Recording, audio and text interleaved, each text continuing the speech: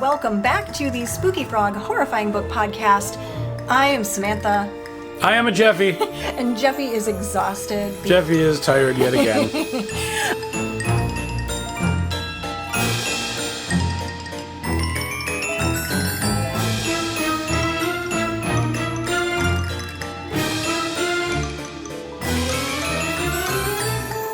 But today we are going to be talking about a book by some of my favorite people in the indie horror world. We're doing Killer Lake by Dave Benton and Bill Gagliani. And Bill is just a sweetheart of a guy. So, but I want to hear about where you've been. Oh. Because once again, I've been hiding under chickens. Yes. Under little chickens. We even brought Sam back a chicken. Yay! Look at that. Look at that fat cock. You brought me back a tiny cock, actually. Oh, boy. Goddamn size queen over here. Well, and I got you a little treat, too. It's true. Yeah. I do have a treat. Yeah. A little beef. A little beef, sort of. I was beef. thinking cannibal sandwich. And, I think we can just, very Milwaukee. we can open this or beef are you gonna up. Snack? Oh, I might just snack right in front of these people. I got that at the spooky market that goes along with the Port of Fear Film Festival down in Kenosha. So saw a bunch of people and authors and vendors that I know there. It's a great little market. And I was just walking by and it was a table of sweets. And, you know, I don't like sweets. So I was just, okay, I'm just going to walk right by this. And I saw She's that crazy. And literally stopped and was like, I'm like, okay, I need to buy this right now. I thought it was really clever. Milwaukee is also very well known for the cannibal sandwich, which is disgusting. Which is just raw beef, gross. onions, raw onions, and it's on rye bread. It depends on who you are, but it's usually supposed to be rye bread. And I've watched my father eat these for my entire life. I never really got it. That doesn't shock me. He's also a pickled pig's feet person. Oh. Yeah. I like pickled things, but like that's a bridge too far for me. Yeah. I mean, maybe if I get the gumption, I will show a photo of my father with the Visual Baphomet right here. You got to do the thing. The thing, yes. The thing, yeah. Visual Baphomet. Yeah. My dad was a character. Used car salesman, wildcat. He's a character. It's not like he's dead. Well. But yeah, your dad was an interesting flavor to add to our childhood. Yeah. Yeah. So there was a point in time where Jeffy didn't like to get up in the morning. I know that's shocking. That has not changed. And so I used to have to try and wake him up to go to school. And so I would walk to his house and I would find rocks and I would chuck them at his windows, like literally out of like an 80s movie. Yeah. And sometimes you'd wake up and sometimes your dad would wake up and I would have to run away. So yeah. I don't know if he ever knew it was me. I don't think because he never caught me, at least. He never said anything. I don't know. He is a strange creature, and he had nicknames for a lot of my friends. I don't know that he ever had a nickname for you. Okay. I don't know that he ever did. I might be okay with not having a nickname. A nickname for my father? You don't want that. It's always bad. It's always a bad connotation. And we won't go into that now. No, not at all. But I want you to tell me about where you got my tiny Ybor City, Tampa, Florida. We were out at Absolution Fest. Goth Barge was representing Milwaukee. Finally. Yeah. Finally. Yeah, last year we were supposed to do it. I know we talked about a little bit of that last year, but because the hurricane came through, I was doing hurricane relief and the festival was canceled. And Sam had to drive through the mountains all by her lonesome. And I'll tell you, I got my up and comings. So one thing I wanted to share with you that I was going to share just on the podcast, I got my up and comings. I had to drive through the mountains in the dark there. Yeah. And in the dark back. So you didn't even get the nice view? No views. So when you're on your way to Florida in that route, you go through like that Chattanooga kind of area, and it's just beautiful. Appalachia. Yeah, Appalachia. Appalachia town. I would not recommend going to a Waffle House in that area because I have made that mistake before, and it's a little scary. I wish I would have known that because I would have stopped. Not that one. It was there was some interesting painting in the bathroom. It was not paint. Was it poo? Yeah, it was. Yeah, it was poo. Yeah, so you know, So, but Yeah. you know what? I can see that. That's the kind of thing that happens in those trucking routes. I'll tell you, those truckers, they don't like you there. They don't like... Oh, because you're in their way. Yeah. Yeah. Yeah. You're in their way. You're kind of like cutting them off. And maybe I've hacked my console, and maybe I'm watching a movie, and maybe this truck driver is driving me crazy. This. Yeah, and I'm doing a little bit of this, and we're up in the mountains. Yeah. And nothing is good is happening. Well, and they, have the truck runaway ramps too, because there's such a steep angle on some of these roads that, sometimes their brakes just fail. Yeah. And you got to just go up the hill. Yeah. So they're like, get out of my way, van. They had brake failure points. Yeah. Where the trucks are just supposed to run off the road. Yeah. And it's like, well, that's a fun. Good safety thing. Yeah. Yeah. But we're literally watching From Beyond, which is possibly my favorite new 80s horror film. Really? Highly rated. Oh, see, now I want to see this. You have to see this. Okay. I would actually love to have a movie night and have you guys over. If you don't know, in our little podcast land, if we scooted you this way, you would see the DJ area and the big screen. Yeah, it's the this is our movie layer. Yeah. But you don't get to see that. No. Not yet. No. Not until we release our VHS viewing movie. Yes, and then we business. Should actually move some of this production over there and we'll just pivot you on the have the cover of the movie on the screen too. Yeah. That would be pretty cool. Yes, I like all of this. Speaking of 80s horror. Yes. The book we're going to cover today is 80s horror, and there's parts of it that are it's that style of 80s horror. So it actually takes place at different times, starting in the 90s, but it is that 80s style horror. It is a summer slasher. Oh, I love it. I'm here for it. Okay. So summer slasher, we're going Cabin in the Woods style. I love so are we? Yeah. That's my comfort movie. It's so good. When I'm in an airplane and I'm freaking out, if I haven't been heavily medicated, I put on Cabin in the Woods to distract me from the thought that I'm going to die at any second. It's so funny that you are so okay with murder and chaos and all kinds of things. But you get me then a you're foot off the ground, and I'm it's absolutely panic. not. Yeah, my Panic. knees go out. It's like you can't get on a roller coaster. No, absolutely not. No, she is a coat rack.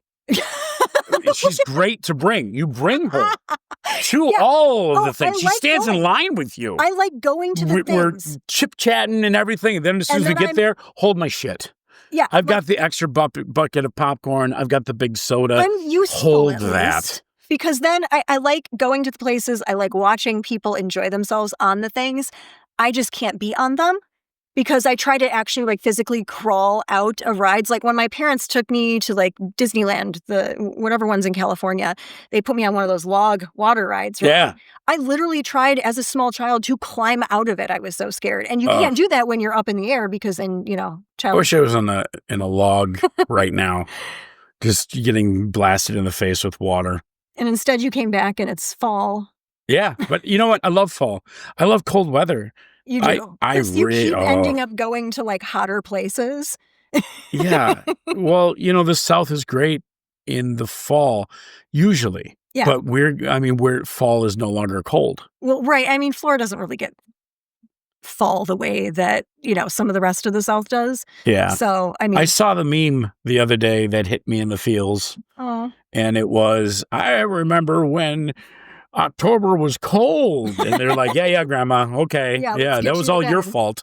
So go to bed. Yeah, thanks, Grandma. Yeah, thanks, Grandma. Thanks you and all the lead technically, in the gasoline. I think we are Grandma at this point, right? We're on our progression to Grandma. This is kind of our fault. We didn't do enough. Right. Well, we bitched a lot, but this is true. Well, we straddle that Gen X and millennial kind of, straddle. Yes, straddling. That kind of time frame. So we still have the Gen X we were forgotten about and abandoned, and then also the millennial we're screwed. Sure. Type of thing. So it was interesting. We tried to save the whales for a while. There was that. Yeah. Yeah. Aren't whales saved? They're doing much better. They're better. They're doing much better. Wolves are better. Yeah, wolves are better. Wolves are better. Yeah, wolves are a lot better. I did not get to see any wild ones on my last vacation, so that's now on a list. So, but it was Florida up here while you were gone, because Jeffy left me with chores. I did. So I erect my skeleton. Yes. So I was an erector.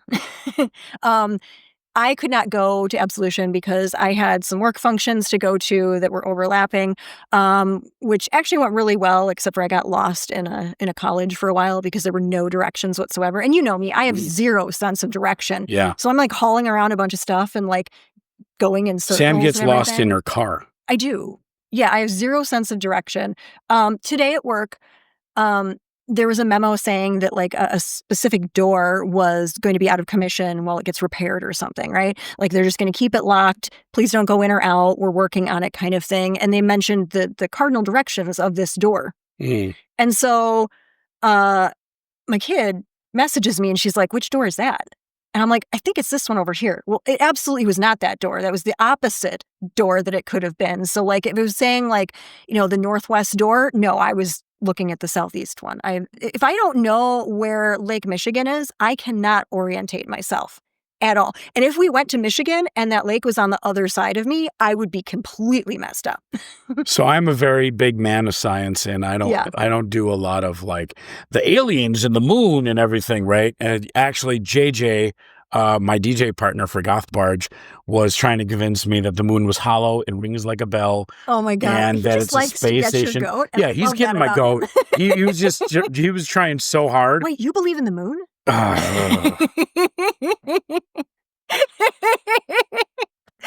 I'm like the most anti-conspiracy theorist that there can be. So I'm right with you there. I would have been yelling in the car too. So.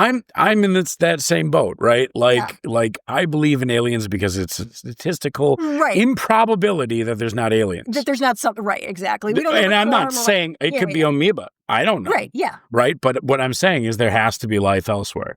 I believe that most of the life, maybe not most, but a bunch of the life on Earth was just because meteors came here and it had them, and then they evolved into what we are today. So we're all actually aliens. Technically. There was a weird theory for a while that octopus might actually be from that, like from some alien kind of but also product. Like alien is such a stupid word. Yes. You know what I mean? Like we are all children of the same universe.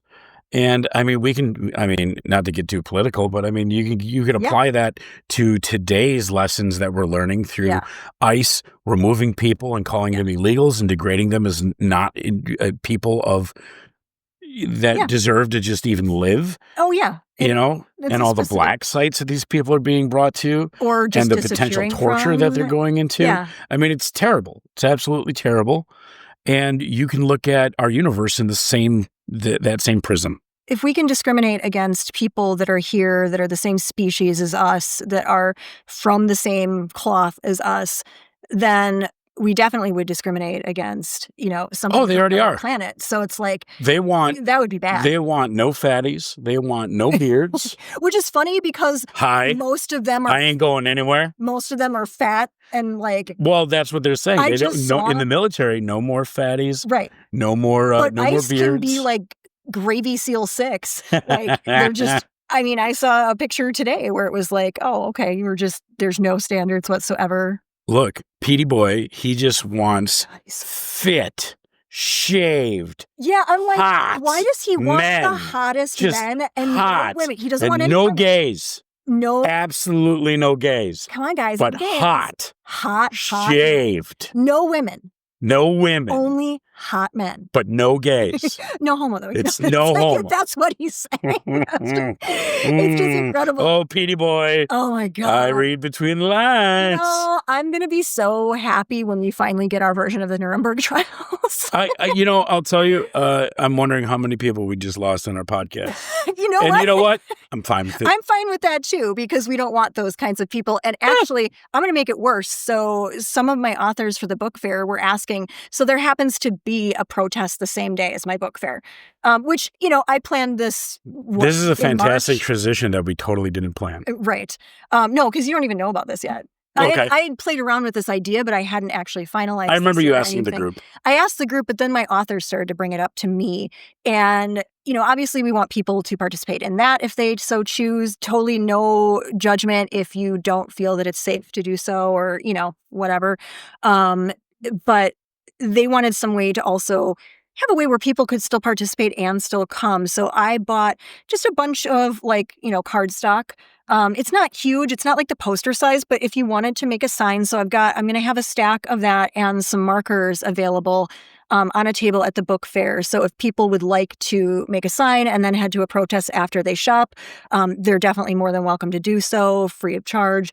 There'll just be a table with some volunteers set up, and actually the kids of some of my authors or one of my authors and one of my volunteers is going to run the table. So that's awesome. Yeah, they're amazing people, and the compassion of this crowd is always amazing. And I think it's because they get all of that nasty feelings out in their art. So then they have room for all that compassion. Like, it actually worries me when people don't like, sadness or horror or scary things, because I'm like, how are you getting that emotion out without inflicting it upon the world? And I see where you're going. I do wrestle with the world with the word out, right? Oh, okay. Because I feel like they might just be taking that part of themselves, which is in every single one of us. Yeah. Yeah, we're all dark creatures. Holding it into the light. And I mean, there is no cleaning like sunlight. You know what I mean? There is absolutely nothing that's going to clear something up other than looking at it and actually breaking it down and saying, what is this feeling and why is it there? And why is the resentment or hate or anger or frustration or whatever it is?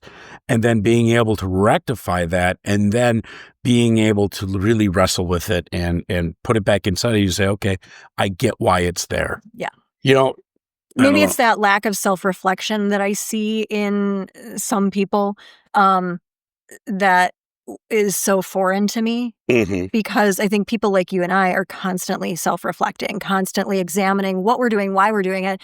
I think you a little bit more than me, because I tend to know why I'm doing something. I sometimes do not. I'll give you a very quick story about this from where we grew up. We grew up in a very, very small little burg. Cute. Super cute. Super cute. Yeah, very Mayberry-esque. Absolutely. Yeah, we had a nickel candy counter. Yep. And slushies that we would get and, running around. And there was a malt shop. Yeah. And the whole 9 yards. Yeah. It was like one of those paintings from Norman Rockwell. Yeah. So I used to get really frustrated when I first started driving, when I was trying to drive to my house, because there were all of these old people that would just drive at like 3 miles an hour. And I would just be like, I want to live my life. Move your car. And then it wasn't until later in my life that I realized that is the last bastion of freedom that they have.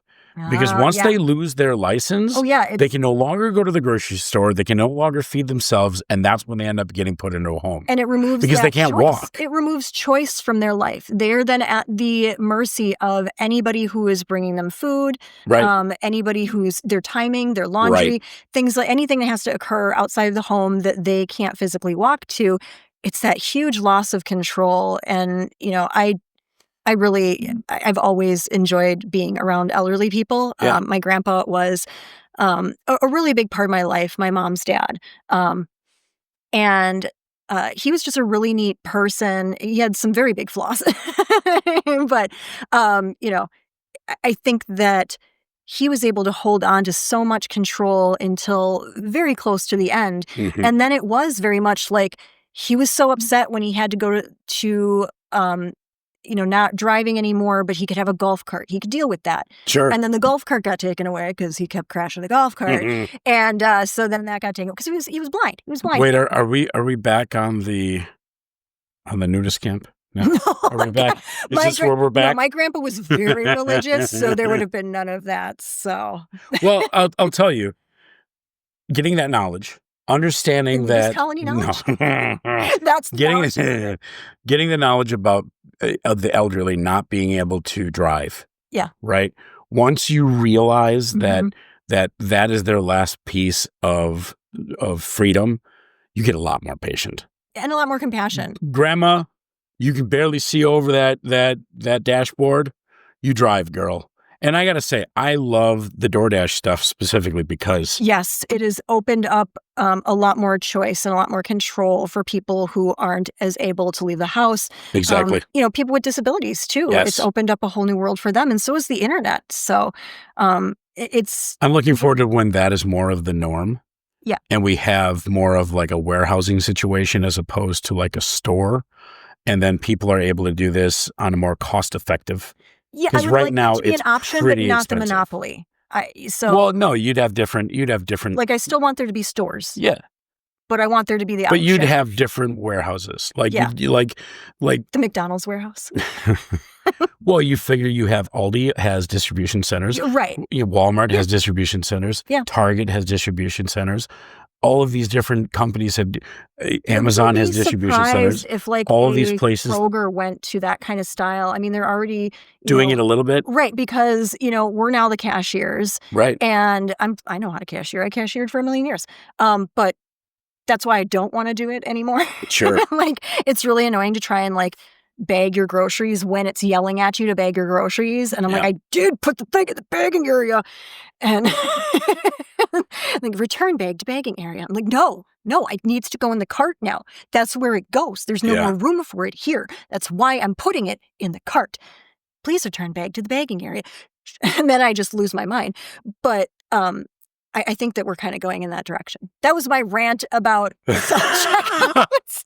You know what? Sometimes I do like them if I have like two things. Yeah. Can I get a Werther's? Shut the hell up. Shut the hell up. Could you just hand me one real quick? Oh, yeah. So I have become the old person, but... And you shall too. Time comes for us all. It does. That's like I have a continuous existential crisis about that. Like life to me is like a vacation. Where when you start your vacation, you think you've got this huge amount of time and you're going to do all these things and you've got all the time in the world to do it. You're going to get to relax. You're going to get to do the fun activities, learn how to like underwater basket weaving or whatever. And as soon as before you know it, it's like your last day there and it's time to get on the plane and go home, except for getting on the plane and going home is so. Sure. I don't know. I'm liking the next act. Every act has been a little bit different, Yeah. And I feel like you get this amount of time to be whatever this is, and then it just changes, and that's fine. I'm totally fine with the aging process and how things are slowing. Getting older, at least for right now. I've got the wrinkle cream now. But and that's doing okay. But as soon as that stops working, I'll probably have a crisis. But I am enjoying my life more now in my 40s than I did in my 30s, than I did in my 20s, than I did in my teens. I can't say that. I've been a rebel rouser. I am more accomplished in my 40s than I ever was before. I am more confident than I ever have been in my entire life, which is a huge thing for me.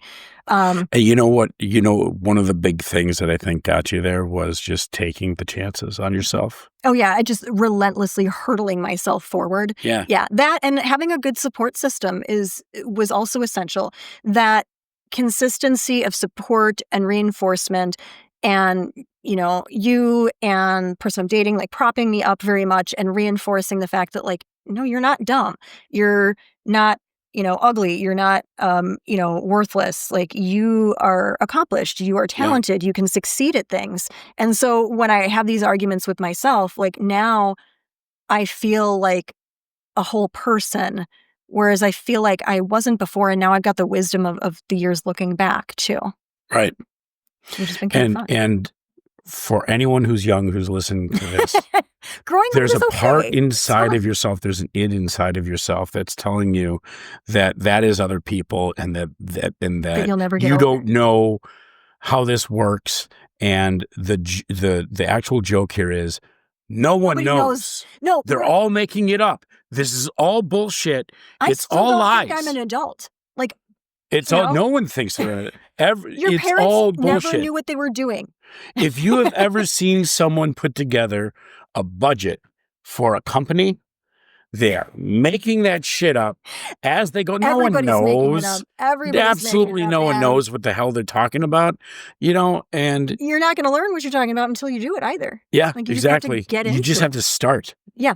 You start wrong. Yeah. And then you figure it out. This podcast, we started with we sounded like underwater robots. Yeah.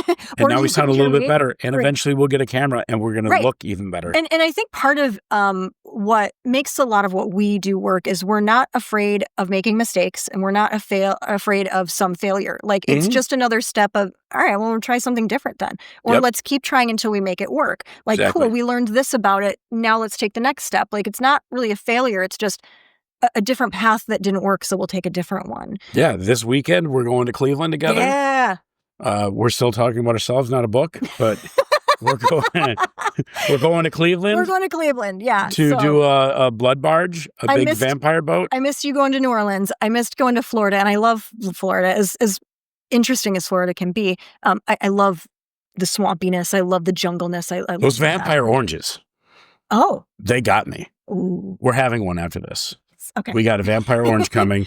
And I also fell in love with the juicer. Now Airbnb, we know that you're old because you fell in love with a juicer. Yeah. The Airbnb that we stayed in, there is this, it's not even it's more of like a, so there's a citrus press, right? This is a press. Oh, nice. Right? You really crank and on it. Yeah, and it's a big metal press that's really well known. And I saw it advertised online. I was like, oh, I need one of those. but then like, is this another thing I'm going to ignore? Yeah. But it happened to be at the Airbnb. That's really in Orange County. Yeah. So I DoorDashed a bunch of oranges, and I was, I was sitting there, waiting in the pool, and then eventually the oranges come, and now I'm pressing oranges, and I made myself the best glass of orange juice. I think anyone that I was in a vicinity to hand a little bit of that juice to, it was the best orange juice that anyone had ever had. The citrus is better there, and anytime you go to an area that's near the ocean, the seafood is always better too. Yeah, we did a big seafood thing too. Yeah. We went to a seafood place, and it was really, really dang good. Yeah. Yeah. There's just Cajun on the high level. Oh, yeah. See, I'm not a big Cajun person, but I really do like my different types of fish. So that was when we did Alaska. I tried to have a different type of fish at like every restaurant that we went to. So I had shrimps and potatoes, and then they put other things in there. Oh. And I shouldn't have done that. I should have just had more potatoes, more shrimp. What did they put in there? Corn. Like sausages and stuff? It's one of those bags that you fill with stuff. Yeah. I messed up. I thought it was one of those noodle joints where you do you know of the noodle? I just don't know how you get noodle joint out of like the So what they do is thing. it's a Cajun bag. Yeah. They put the noodles in. Oh. They put your seafood, whatever you've selected in. They put potatoes and corn in, or whatever you want to put, and then they put your seasoning, depending on what you decided, and then they shake it up. They shake it up, and then you've got this delicious bag. Oh, this like trough. This I also feed enjoy bag. Microplastics. Yeah, this feed bag of Your deliciousness. Trough, and I'm here for it. Yes. Anyone wants to go, just, email us at the end of the thing. We're going to go and get a bag of seafood. Okay. I could get down with that. I'll get down with a bag of seafood. How could you not? You get to select any seafood you want. I'm not big on sea bugs. I do occasionally have shrimp, but I don't like it when they've got the heads on them. I do. Yeah, I know you do. Twist the heads. You eat a bug. You don't care. Put the hot sauce in. Suck the head. Like a little shot glass? Oh, yeah. You suck out the head. I've heard about this. I'm not going to do it, though. Oh, yeah. Schaefer Seafood if you're in New Orleans. I'm going to be dragging everyone with them, with me down there, and I'm going to get at least 2 pounds of crawfish. Yeah. Throw them on a table, and we're gonna get crazy with some hot sauce. I don't like the texture of peeling them either. I love that. I get a texture thing. It's communal. Yeah, I love communal food. I do not want a communal peeling of shrimp. Well, you just talk to people as you're doing it. I would rather have communal things that have serving utensils and... So like a fish fry? Yeah. That'd be fine. Yeah. Give me some tongs. Yeah, you Give Midwest. Yes. Yeah, I see it. So anyway, slasher horror book. Yes, slashy horror. We'll get there eventually. No, so I actually read this in one sitting. because I really had a good time with this one. So I'll bring it closer so we can see. Closer. Ooh, Killer Lake. Killer Lake. Okay, so that answers my question. I was going on a little rant about the what do they call it? The movie that we like. Oh, Cabin in the Woods. Cabin in the Woods. Yeah. Like, so what kind of slasher is this? Is this in the woods? Is this in the thing? Are you in a cabin? It's such a great, like, kind of stereotypical, and they did this on purpose, because it is a bunch of college kids go to the rich kid's cabin on the lake to have a drinking party. Okay. Like, it's so quintessential. Is it Crystal Lake? I don't know if it actually has a name in the book. Oh, it has a name. I don't remember it. I finished this. Half the fun of writing the book would be picking the name of the lake that you murdered children at. It was really Make sure you email us and tell us what lake you would murder your children at. Yeah, we need to know these things. Those are important facts. And so does the FBI. But I was so excited when there was the setup for this, because it's not just slasher in the woods, which it absolutely is, but there's also a satanic cult. Oh. And so it's a little bit of like satanic panic as well, which, I love kind of like things around that era and just how hysterical people can be about something. But people weren't hysterical in this one. There actually was a satanic cult and bad things happened. But I was so impressed on how they translated a summer slasher to book form. So you even have like those sexy teen scenes, and then the slasher comes and like interrupts their, makeout session or whatever, and, blood and gore and everything. So very stereotypical, like summer slasher. And they meant it to be that way. When I was talking to Bill Gagliani, one of the authors, I asked him like, hey, what was the spark, I think is what I asked him, for Killer Lake. And so what's nice is Bill and Dave were nice enough to actually send me some answers to my questions that I asked them about this. And Bill told me that the idea started with Dave's idea for some good old-fashioned 80s horror, and then, kind of evolved from there too. Dave's input on that was that this came about because he was watching Friday the 13th. He was watching. Really? Right, yeah. He was watching a marathon. And he's like... Sorry, Dave. But like Dave even said they were trying to like make this an exercise of like how many common tropes from 80s horror can we jam into this one book. Sure. And it made for just a really fun ride. Like nobody's trying to be overly serious. There's not like a message in this one. Yeah. It's just pure fun. And I thought it'd be nice as we end the summer season to kind of end on that note too. But what's also interesting about this is we haven't done one of these books that have two authors yet. And I thought that would be really unique to kind of get into Bill and Dave's heads and kind of find out how that process works. So I just asked them, I'm like, hey, I don't know if people know how two authors writing one book really works. Like, two authors, one book, huh?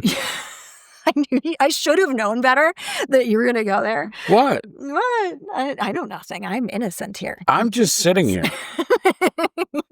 I'm just eating my snack. You should eat your snack, yes. I'm just going to eat my snack while you talk. But, it's, does one person take a chapter at a time? Like, is one person doing an outline? Is another person taking certain descriptions? So really the Kama Sutra of how... Yeah, of how... Bill and Dave are going to be so excited about you saying that about them. It's funny because I love both these guys. I talk to Bill semi-regularly, and he's just a wonderful person. Dave's great too. Dave actually is a local musician. So that's cool. He's very accomplished. He's been in quite a few Milwaukee bands. I don't think he's really doing much with it right now specifically, but he was in a local kind of like a prog rock band called Chief that was around a while back, and a bunch of other stuff too. Like he's a very accomplished musician. So that part's kind of interesting. And I was just so curious as to how did you guys managed to write together? And neither of them really gave me a complete answer. They both basically said, well, it works a lot of different ways and it really evolved over time. But, a lot of communication is, and meetings and planning goes into it. So it's not just willy-nilly. There's a lot of thought and intention to it, which is really nice. And they both, were kind of enamored with 80s horror and the Satanic Panic and, D&D and all those things where, Sure. Bringing in those elements and trying to give a sense of that into the novel, they both really threw themselves into. And I absolutely love the result. But one of the things that Bill sent me is how they first started collaborating. And I thought it was such a cool story. And I'm just going to read it a little bit because Bill sent me this wonderful document. Said that Bill actually asked Dave to work with him on a music-themed short story that was published in a German anthology, of all things, Masters of Unreality. And the story was A Solid Time of Change, which was published in Germany as Do You Want to Be the Song? But so, after they did that together, then they just started working together and they've produced quite a few short stories and I think 3 novels too. They have a new one out, which is going to be at the book fair. I don't have a copy yet. I will pick up a copy then. It's called Acolytes of the Dead. And this one is, Bill calls it their magnum opus. So I'm very excited about this. He says it's a really good blend of classic style horror, splatter, and erotic horror. Okay. Which is kind of fun. It's kind of sexy. So he calls it transgressive Egyptian riff on Dracula. I love that. What's not to like about transgressive Egyptian Gothic riff on Dracula plus erotic horror? Sure. All of that sounds fun. Yeah, I'm here for it. Yeah, and so am I. I'm excited to get a copy of that when they're at the book fair and just kind of talk their ear off about more things. I just really had such a fun time talking to them about their process and how much fun they clearly had in writing this. And I had so much fun reading it too. Anybody who likes a summer slasher movie is going to have a great time reading this. That's awesome. So I actually have a couple things left to talk about real quick. I was at the spooky market, like I said, in Kenosha. It's Port of Fear. I met up with a vendor that I've purchased some things from before, a really great artist, and I was talking to a different vendor that I was buying a taxidermied spider from, and she was like, "Oh, hey, I told the girl across the way about your book fair. She just came out with a book of short stories." So I went across and I bought it right away. So if you happen to be in the mood for some dark short stories, Lurk, which is by Ashley Ziedler, is something that I'm going to enjoy reading quite a bit. And then the other thing that I just wanted to talk about is one of the sponsors for the book fair has their own book fair coming up. So Rebunch and Jesse Rose are going to be at my book fair. They sponsor us and Slay the Lake. Slay the Lake? Slay the Lake. So nice. I actually have not only the little flyer, but on the back, we've got a bunch of the author pictures too, who's going to be there. So this is an LGBTQIA plus horror book fest in Chicago. It's going to be a great time. I am sponsoring them along with some other great people. They're sponsoring me. We kind of joke that we just trade the same money back and forth all the time. But I was able to talk to Ree and to Jesse at the Spooky Market. And it's just, I'm so excited about what they're doing. It's going to be a great time. That's really exciting. I loved the last one. Yeah. The vibes were so good. Oh, it was so fun. Yeah, that was a great one. We got to meet a whole bunch of new people. I spent way too much money on books, which I'm going to do again. But, we met Freak, who was a really cool person to meet. We're going to cover his book, Gig of the Damned, at some point, probably in this winter. Well, that was one of my birthday presents, too. Yeah, it was Lube Me Up with Fry Grease. Yeah. So, yeah, the cover for that, take a magnifying glass, too. So good. Even though you don't read, I knew you'd at least enjoy that. Can't read. Can't read. So another book that you're never going to read. Oh, yeah. Next week. So next week, we're finally going to get to a book from the very first person that ever signed up for one of my book fairs when I was a completely unknown entity. And it's not like I'm well known now, but like they had no idea. This is a new thing. And right away, they just put up their hand and were like, I would like to join this. I want to try. And his name is DM Grismacher. And he has just been a great support system. And he's actually got the first book in his Skullduggery series, which is sort of like historical horror, is what we're going to cover next week. So we're going to cover The Relict, which is book 1. And he did just come out with a new one, which is First World War horror. And that one is book 5. So that one just came out. We'll eventually get to it, but next week we're going to cover book 1. We're not going to go through all of them in like succession or anything like that, but they are standalone books. So we're going to tackle this one next week, and I'm really excited to do it. That's awesome. Yeah. That's going to be great. Yeah, I'm excited to read that one. I've been meaning to get to his books, and I just haven't up until now, just because I've got like my TBR list is just ridiculous. But also it's spooky season. It's spooky season and we're busy. And but one of the things I want to try and do here is bring a different element and a different type of horror literature to each episode. Mm-hmm. So like today we did 2 authors and we did slasher. We've done like, tragedy horror. We've done some, werewolf. Yeah. And I like a werewolf. Sexy werewolf. So, but I want to bring something different every week so that people can see that horror is not just one thing. It's not all blood and guts. I mean, when we did Hollow Girls, that's not a blood and guts book, really. It's not cozy horror, but almost. And I don't think a lot of people, even if they're first starting out, don't really know where to go in horror literature. And I want this to be a way that people can find their new favorite subgenre of the genre. I love that. And we're always taking requests too. Yes, so if please. you've got something out there, because a lot of times these are indie horror.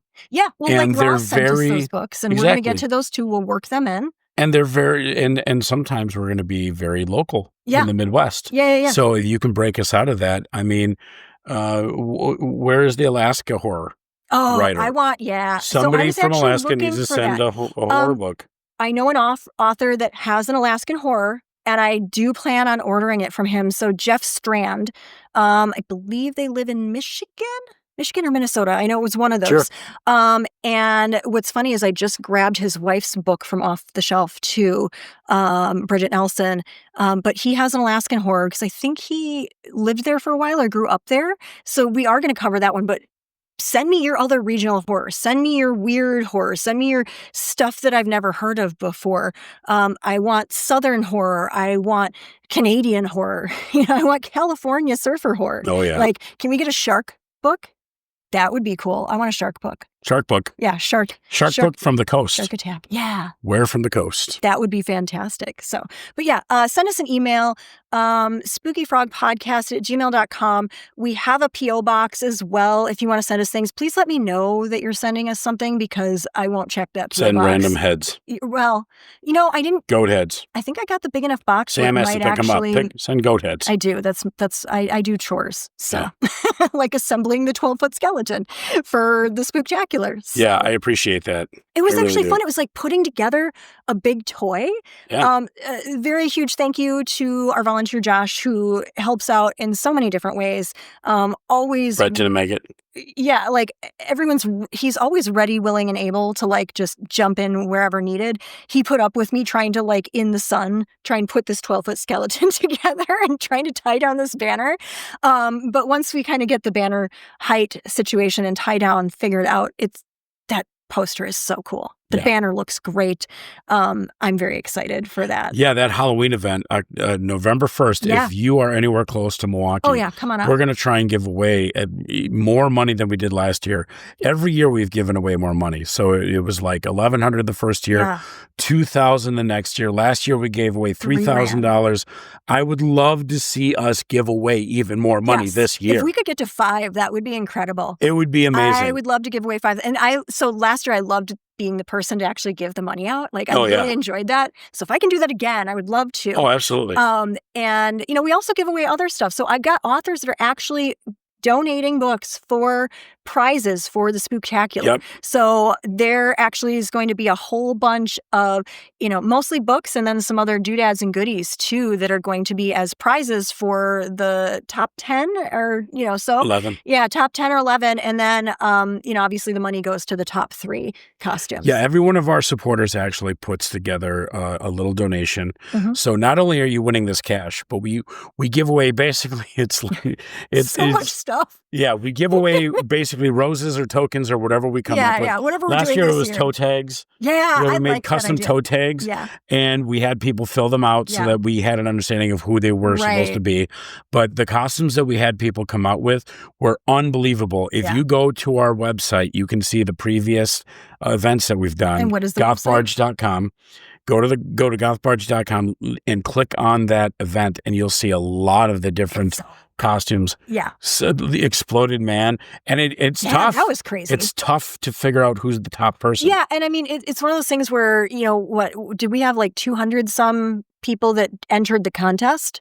And not just attendance. So the attendance was much more than that. But then, not everyone that attends wants to be in the contest.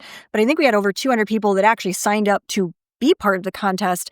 And it is really hard to try and figure out. I mean, I think our winner was hands down the winner, no matter what. We had a bird creature, not on stilts all night, on 4 stilts all night. From 8 o'clock until we ran the contest at probably like 12:30. I can't even wear heels for the entire night. Yeah. Like, I've got a bunion. And the way that these contests have worked in the past is, you used to sign up. Yeah. We tried doing guest we did judges. Yeah. We tried to do all kinds of things. Nothing is now I just decide. Yeah, nothing is really going to be fair. So you might as well have the king just choose his court. So I sit up there on my throne and I just go, you are great. Yep. This is great. Yep. This is a great representation.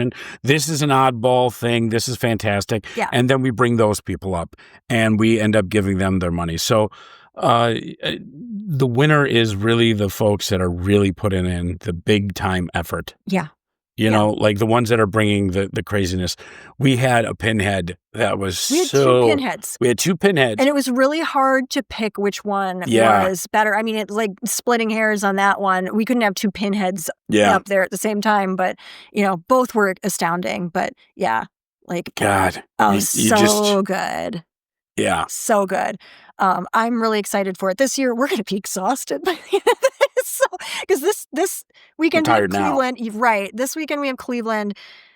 Blood Barge. Next. 250 people out on Lake Erie. Lake Erie. I mean. It's going to be so cool. On. It's if you're anywhere near Cleveland. Our Airbnb is right around the corner from Happy Dog. Oh, nice. Okay. I'm happy and we are going to Happy Dog. Yeah, we're going to Happy Dog. I like tubed meat. So. Big fan of that. Tube it up. But I can't believe. So the book fair is literally like next weekend. Yeah, the following weekend. Yeah, so I get to the point when I do these events where I get close to it and I'm like, what am I doing with my life? The numbers for this look fantastic. I really hope so. The authors for this look fantastic. This is the vendors for this look fantastic. So cool. The food for this looks fantastic. Oh yeah, there's going to be some free snacks. Yeah, free snacks. And I'm really amped up that I don't have to wake up at 6 o'clock in the morning to do this again. Well, I haven't been. Last time I was passing out. Okay, so last time Fox 6 contacted me. They haven't contacted me this year, but I did put out press releases. So crossing fingers, I'll have someone else join me at 6 in the morning.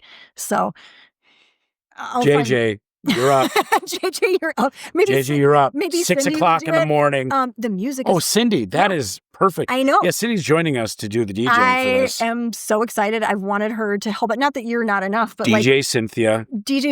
Check her out. She curates things so incredibly well. Yeah. So she actually texted me the other day about if I had any requests or anything. I'm like, no, I want you to do you.